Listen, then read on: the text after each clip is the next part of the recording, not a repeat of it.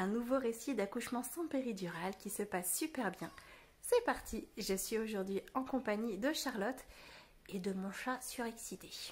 Allez, bon visionnage! Charlotte, bonjour. Je suis ravie de te voir aujourd'hui. Donc, on a décidé de planifier un petit entretien pour que tu nous parles de ton accouchement, afin qu'on inonde la toile de beaux récits d'accouchement. Donc, je voudrais, dans un premier temps, que tu poses un petit peu le contexte de l'accouchement. Quel âge tu avais? Est-ce que c'était le premier? Est-ce que tu avais des peurs? Ces choses-là. Enfin, voilà, que tu nous plantes un petit peu le décor. Eh ben, bonjour déjà, et puis merci pour ton invitation. Alors, moi j'ai accouché l'année dernière, donc du coup j'avais 32 ans. C'était ma deuxième grossesse. J'avais fait une première grossesse extra-utérine en fait à 30 ans, D'accord. voilà, sous stérilet, et c'est un petit peu ce qui a lancé mon envie de devenir maman. Donc c'est suite à ça qu'on a lancé le projet bébé. Et Mhm. ça a aussi beaucoup impacté mon choix par la suite de faire une grossesse physiologique et un accouchement physiologique parce que j'avais vraiment envie de retrouver la main un petit peu sur mon corps et reprendre la décision sur tout ça. Donc la grossesse extra-utérine fait partie un petit peu de l'histoire. Et D'accord. puis, et puis du coup, c'était ma première grossesse avec un accouchement à la clé. Oui, d'accord. Et est-ce que ce parcours donc, qui commence avec une histoire qui est franchement pas agréable et drôle, en quoi il a joué sur ton désir d'avoir une grossesse et un accouchement physiologique? Qu'est-ce qui s'est passé pour En toi? fait, moi, j'avais donc déjà entamé pas mal de travail sur la connaissance de mon corps depuis quelques années. Enfin voilà, j'ai jamais eu j'étais sur un stérilet sans hormones, j'ai jamais eu d'hormones. Enfin voilà, j'avais quelque chose de déjà essayer d'être au plus près de mon corps. Hmm. Et en fait, avec la grossesse extra-utérine, ça m'a vraiment prise par surprise parce que j'avais mon stérilet cuivre, j'avais l'impression de maîtriser totalement les choses. Et ça a été une grosse surprise parce que j'étais à plus de 2 mois de grossesse et vraiment, on s'y attendait Ah ouais. pas. Et Ouais. ça s'est enchaîné très vite parce que du coup, j'ai été opérée. Enfin voilà, il y a eu quelque chose de très. On a décidé tout pour moi, tout s'est fait très rapidement. Et du coup, quand je suis tombée enceinte, rapidement, je me suis posé la question de quel type, enfin déjà, où je voulais accoucher. Donc, je me suis renseignée sur les différentes maternités et c'est là que je me suis renseignée sur des filières physiologiques. On a la Mhm. chance d'en avoir deux sur Rennes, une à la Sagesse et une au CHU. Et je D'accord. connaissais pas trop en fait le sujet, donc je me suis renseignée sur la filière physiologique de là, c'est à l'hôpital Sud, donc qui s'appelle la Bulle. Et donc c'est comme ça que je me suis dit, bah en fait c'est un projet qui me parle. J'ai écouté pas mal de témoignages de mamans qui accouchaient sans péridurale et qui Hmm. vraiment avaient ce côté connexion et vraiment être active dans son accouchement, Hmm. ce qui me parlait plutôt par rapport à mon expérience. Et puis il y avait ce côté aussi où moi j'avais eu toujours très peur de l'épisiotomie et de la D'accord. déchirure. Et le côté de pouvoir accoucher sans péridurale, d'être dans position verticale, de pas pousser à l'horizontale, je me disais que j'avais peut-être moins de risques aussi d'avoir une grosse déchirure. Et donc, du coup, ça fait partie des motivations de ce choix-là. Donc, D'accord. ouais, il y avait vraiment deux aspects, quoi. Le fait de reprendre la main et puis de potentiellement aussi avoir moins d'impact sur mon corps, d'avoir plus la maîtrise, même sur le postpartum, quand j'ai commencé à me renseigner, où je me suis dit que je me remettrais sûrement mieux. Enfin, il y avait plein de choses qui me parlaient, où je me Ouais. suis dit que ça me correspondait bien et que j'avais envie d'aller dans ce challenge-là aussi, de me challenger aussi. C'est clair que c'est effectivement un vrai challenge. Et d'après toi, est-ce que tu as eu du mal à trouver les informations sur tout ce qui concerne l'accouchement physiologique? Est-ce que ça a été vraiment une pêche aux informations? Tu trouves qu'on manque de ressources ou est-ce que ça va? Tu as trouvé facilement ce que tu voulais? Bah, moi, je trouve que maintenant, on a quand même la chance d'avoir plein de supports différents. Moi, je sais que quand je me lance sur un sujet, j'aime bien trouver plein d'infos. Et là, pour le coup, il y avait vraiment à foison. Donc, il y avait des livres, des podcasts, des BD. Moi, j'avais la chance en même temps d'avoir mon suivi dans la filière physiologique de la bulle. Donc, j'avais aussi plein d'informations par ma sage-femme que je voyais tous les mois. J'ai aussi fait un parcours avec Amandine Naissance sur Instagram. Et en fait, il y avait un groupe de mamans qui avaient le même projet que moi. Donc, on se parlait, on avait un WhatsApp ensemble pour se donner plein d'astuces. On avait un pack de vidéos avec aussi d'autres infos. Et puis j'ai regardé des documentaires, le documentaire de Nina Farid. Enfin voilà, j'avais plein de supports en fait hyper différents. Donc moi, j'ai trouvé que c'était une fois qu'on connaît le sujet, parce que quand on ne le connaît pas, c'est peut-être difficile de trouver la première info. Mais une fois qu'on a la première info, je trouve que c'est facile maintenant avec tous les supports qu'on a. d'avoir, enfin, même trop d'informations, limite, à un moment donné, je me suis noyée Ouais. sous les livres et supports que j'avais, mais au moins, j'avais vraiment toutes les informations que je voulais et ça répondait quasiment à toutes mes questions. Donc, non, moi, j'ai trouvé ça top, en tout cas, de le faire à notre époque, de pouvoir avoir autant d'informations aussi facilement en accès ouais, c'est super. C'est vrai qu'en ce moment, il y a vraiment ce retour à tout ce qui est de plus en plus naturel, à la physiologie, notamment pour l'accouchement. Donc, c'est de plus en plus facile. Mais ce n'était pas le cas, effectivement, il y a encore quelques temps. Et du coup, comment tu as choisi ta préparation à la naissance? Bah, moi, je suis suivie par une sage-femme en fait depuis longtemps, donc je m'étais toujours projetée avec elle et c'est avéré qu'elle est tombée enceinte au même moment que moi. Donc elle n'était pas là. Et donc du coup, quand j'ai décidé de m'inscrire dans la filière physiologique de la bulle, j'ai décidé de faire aussi mon suivi de grossesse et ma préparation à l'accouchement avec eux. Donc D'accord. c'était déjà une préparation à l'accouchement qui était portée sur la physiologie parce que c'est leur spécialité. Donc elle nous a expliqué plein de choses que j'avais déjà lues ou entendues dans des podcasts. Et il y avait aussi une partie auto-hypnose dans la préparation à l'accouchement. Donc, on a fait deux, trois séances. Après, moi, c'est pas quelque chose qui m'a vraiment parlé ou que j'ai vraiment utilisé par la suite. Je pense qu'il aurait fallu pousser un peu plus Ouais, pour que ça ait vraiment un impact le jour J. Et je m'étais aussi renseignée sur l'autonomie qui me parlait pas mal. Et ça demandait trop d'investissement par rapport à ce que je faisais déjà, parce que j'avais déjà mis oui. pas mal de choses en place.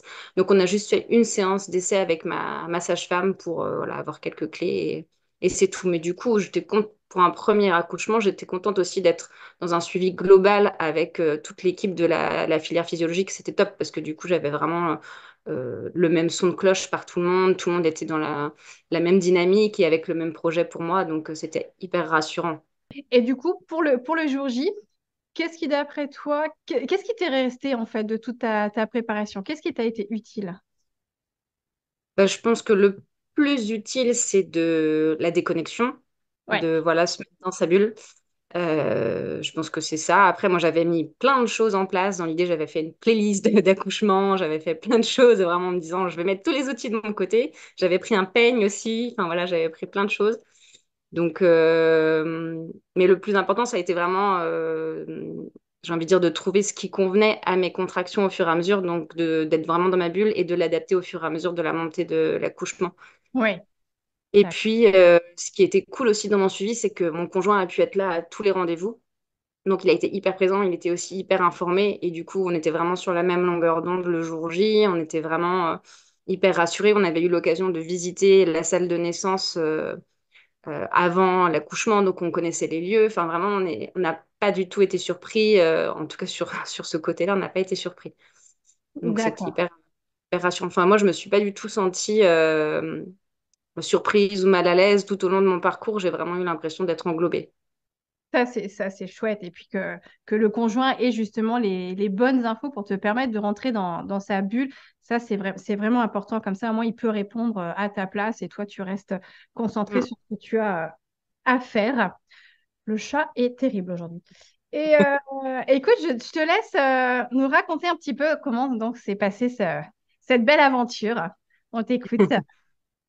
Alors, donc moi, j'étais prévue, jour de terme, c'était prévu le 20 octobre.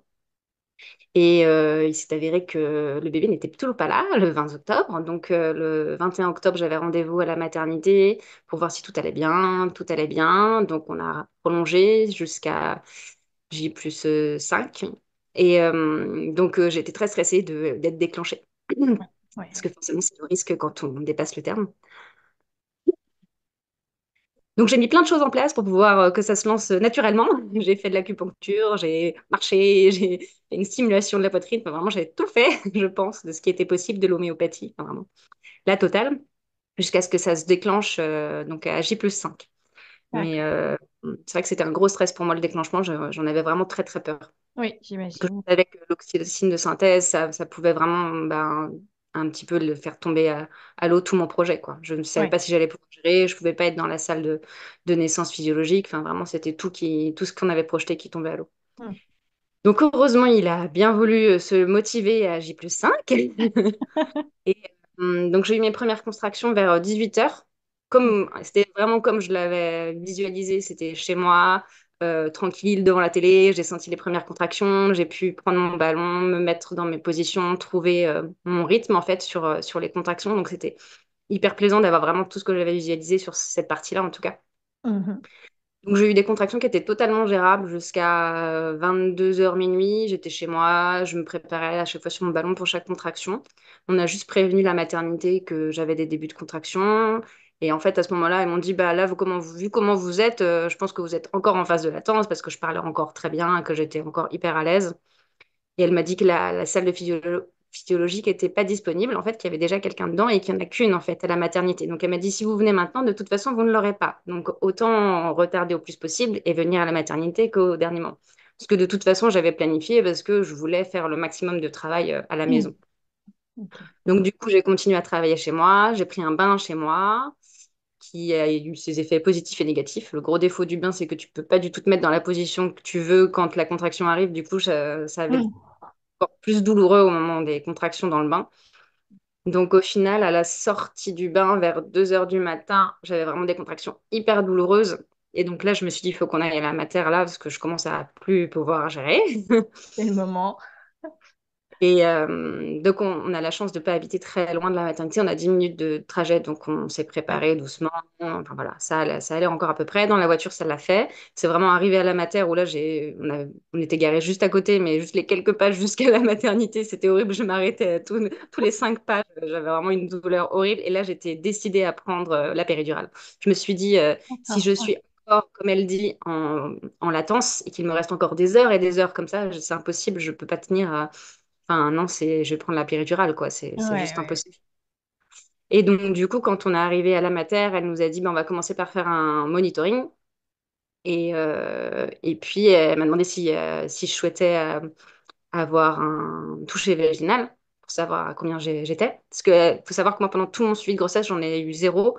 J'en ai juste eu Super. un pour la première fois quand j'ai dépassé le terme, en fait, pour regarder où j'en étais. Mais c'est tout. Et donc, même après, pendant l'accouchement, elles m'ont pas refait de toucher vaginal. C'est la seule fois où on m'en a fait.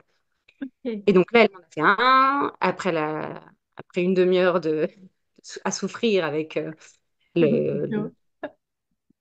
avec le truc là, pour Avec le savoir comment. monitoring, ouais. Et heureusement, j'étais à 9. Yes!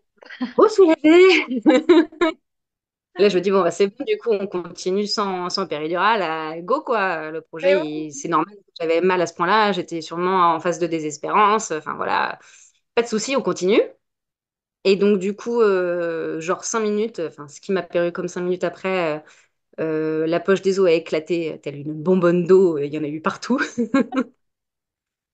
Et après, ça s'est vachement calmé, les contractions. Après que c'est explosé, les contractions se sont vraiment apaisées. Et du coup, j'ai pris un bain, j'étais tranquille. Et la sage-femme m'a dit, bah, en gros, là, ça va se relancer. Et ça sera à toi de... Enfin, le bébé, il faut qu'il descende dans le bassin. Et ça sera à toi, en gros, de nous dire quand tu le sens ou pas, le moment où il faut pousser, quoi. Hmm. Donc, je vais dans le bain. À un moment donné, je commence à sentir la sensation de pousser. Donc, je sors de l'eau. Et en fait, le bébé était encore assez haut. Donc, il fallait pousser, pousser, pousser. Enfin, il fallait pousser pour qu'il descende dans le bassin. Déjà. Donc, j'ai fait beaucoup de vocalises à ce moment-là. Et je pense assez rapidement, au final, on a vu le haut de sa tête. Donc, on le voyait, enfin, pas moi à ce moment-là, mais la sage-femme voyait le haut de sa tête. Sauf que ça a duré très longtemps, en fait, cette phase où on voyait sa tête. Et à chaque poussée, on voyait sa tête sortir, genre jusque-là. Et après, elle re-rentrait à chaque contraction. Et ça a bien duré 3 ou 4 heures, en fait. Ah oui. Ouais, c'était très, très, très, très, très, très, très, très long. Donc, l'avantage de la salle physio, c'est que tu as un très grand lit, tu avais de quoi te suspendre, tu avais plein d'ustensiles. Donc, du coup, pendant tout ce temps où j'ai poussé, j'ai essayé plein, plein, plein, plein de positions. J'ai eu la chance d'avoir 4 personnes autour de moi, en plus de mon conjoint. Il y avait 2 sages-femmes, une auxiliaire. Enfin, vraiment, j'ai eu une équipe hyper présente et tout le long, personne, enfin, on m'a jamais laissée toute seule, quoi. Parce que Hmm. je savais pas avant si je savais si je voulais ça. Mais au final, au moment J, j'étais contente d'avoir toutes ces personnes-là autour de moi qui m'accompagnaient et qui étaient là pour moi et qui me soutenaient. Et donc, du coup, là, ça a été quand même très, très, très, très dur parce que, enfin, j'ai pas le souvenir d'avoir eu tant mal dans les contractions à ce moment-là, mais c'est surtout la fatigue et la Oui, sensation que ça n'arriverait jamais, qu'il n'y avait pas de solution parce que je faisais la même chose depuis 2 heures et qu'il se passait rien de ça plus, n'avance en fait. plus. Donc ça a été très long. Donc au bout de 3 heures, moi j'étais vraiment en désespoir. Je leur ai dit, vous me trouvez une solution, n'importe laquelle. Et Faites en le fait, sortir. elles m'ont dit que la seule solution à ce moment-là, c'était l'épisiotomie à vif. Donc, m'appeler grand-père. Donc là, clairement, non, je ne voulais pas de ça. Donc, en fait, je pense qu'à la contraction d'après, moi, j'ai eu l'impression de pousser exactement pareil que tout ce que je faisais depuis 3 heures. Mais je pense que les sages-femmes ont plus appuyé sur mon périnée. Et du coup, la tête a réussi à sortir. Mais moi, je ne l'ai même pas senti. Quand on m'a dit il est là, j'ai dit oui, enfin, il est là comme il est là depuis 3 heures et qu'on voit sa tête qui sort. Non, non, il est vraiment là. Il y a vraiment sa tête de sortie. Truc de dingue. Donc là, c'était vraiment la partie facile maintenant, juste le corps, pouf, ça allait tout seul et Mhm. c'était trop bien parce que du coup, elles nous l'ont mis direct sur nous, elles ont attendu pour couper le cordon et puis après, on est resté en peau à peau pendant 4 heures dans la salle de naissance, tranquille, juste tous les deux. Et puis, bah, moi, j'avais dit que j'étais OK pour faire l'injection d'ocytocine pour faire sortir le placenta là, parce que c'est Ouais, quasiment obligatoire pour plein de maternités, enfin, en tout cas, ils le recommandent plus, plus, plus. ouais, Et au final, ils n'ont même pas eu besoin de le faire, parce qu'il est sorti pile à ce moment-là, le placenta tout seul.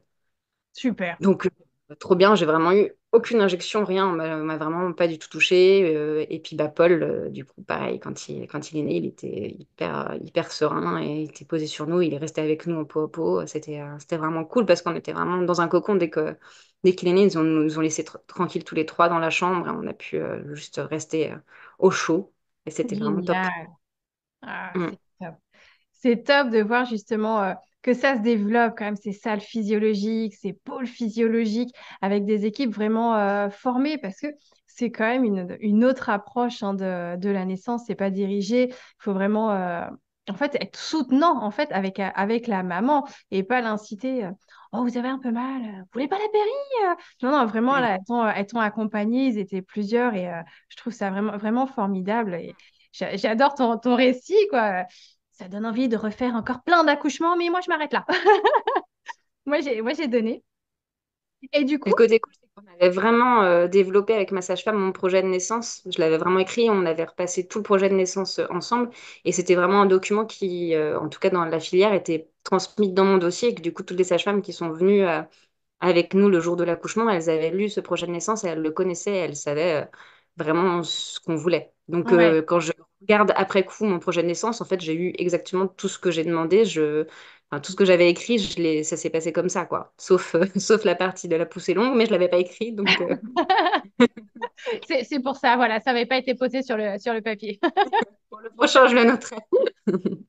C'est génial. Et du coup, après, après cette naissance, comment tu t'es sentie, du coup? Vraiment, les quelques heures après, le lendemain, ce séjour à la mater, dans quel état d'esprit tu étais? Bah, moi, j'étais assez sereine. On avait demandé à pas avoir de visite à la maternité. On voulait rester vraiment dans notre cocon et on avait demandé à partir au bout de 2 jours. On D'accord. avait demandé une sortie anticipée. J'avais pas envie de rester particulièrement à l'hôpital. Et donc, bah, on était vraiment dans notre cocon. Mon conjoint est resté avec moi la nuit. Ça, c'était top aussi de pouvoir avoir une chambre avec mon conjoint. Ah oui. J'ai pas décidé d'allaiter. J'étais biberon. Je voulais qu'on puisse répartir les tâches et Ouais. pouvoir dormir. Donc, moi, je me suis sentie bah, fatiguée, mais j'avais pas de douleur particulière. J'ai eu un point du coup qui a été recousu, mais il m'a pas fait particulièrement mal. Après, j'avais vraiment fait toute une trousse de postpartum avec du gel, le petit bidet. Enfin, j'avais vraiment anticipé tout ce côté-là et tout m'a été utile hein, quasiment. Donc, pour ça, physiquement, je me sentais bien. Euh, et moralement aussi, j'ai pas du tout eu le baby blues. Je m'y attendais parce que j'avais lu beaucoup de choses sur ça et j'en ai pas eu. Je me suis sentie hyper stable dans mes émotions. Donc moi, ça c'était vraiment cool. La maternité s'est passée très vite du coup 2 jours parce qu'on voit beaucoup de médecins, sages-femmes. Enfin voilà, tout le monde vient nous donner les quelques conseils avant le Ouais. départ. Au bout de 2 jours, on était rentrés chez nous. On a fait une sage-femme qui passait régulièrement. Enfin une fois par jour, on a eu une sage-femme en gros pendant jusqu'à 5 jours après sa naissance en gros. Mhm. Donc c'était hyper tranquille. Et moi, je suis contente de ne pas avoir eu de visite à la maternité parce que vraiment, je trouve que c'est un moment qui est c'est encore tellement proche de l'accouchement. En vrai, bon, moi, je ressemblais pas à grand-chose hein, pendant ces quelques jours. D'avoir juste mon cocon avec le bébé, enfin, avec Paul à côté, c'était vraiment bien, quoi. Et puis, ouais, non, c'était. Enfin, moi, j'en garde un bon souvenir. J'ai pas... C'était bien. C'était ce que j'avais projeté. Juste nous trois et tranquille, quoi. Ah, génial. Ça, c'est sublime. Et quel serait, si tu avais un message à transmettre aux futures mamans, à toutes ces femmes qui s'apprêtent à donner la naissance, qu'est-ce que tu aimerais leur dire? Bah, moi, ce qui m'a vachement aidé, c'était d'avoir des personnes ressources sur qui je pouvais compter et de confiance dans les soignants. Donc, un bon choix de maternité, c'est possible, ou de sage-femme. Je trouve que c'est super important d'être bien accompagné. Ça change tout, je pense. Mm. Et puis, se renseigner. Moi, je suis quelqu'un qui aime bien se renseigner une fois enfin, quand on a des peurs, d'avoir des réponses, de savoir à quoi s'attendre. Je trouve ça hyper rassurant aussi. Oui. Et puis après, de faire confiance à son choix, de, de suivre son instinct aussi. Enfin, moi, je sais que c'est ça dont j'avais envie et je suis très contente, même si après coup, les quelques jours après, je me suis dit, ouais, c'était hyper dur quand même.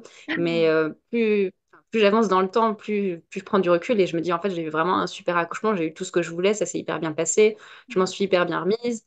Mon fils, il va hyper bien. Enfin, c'était hyper cool. J'en suis pas.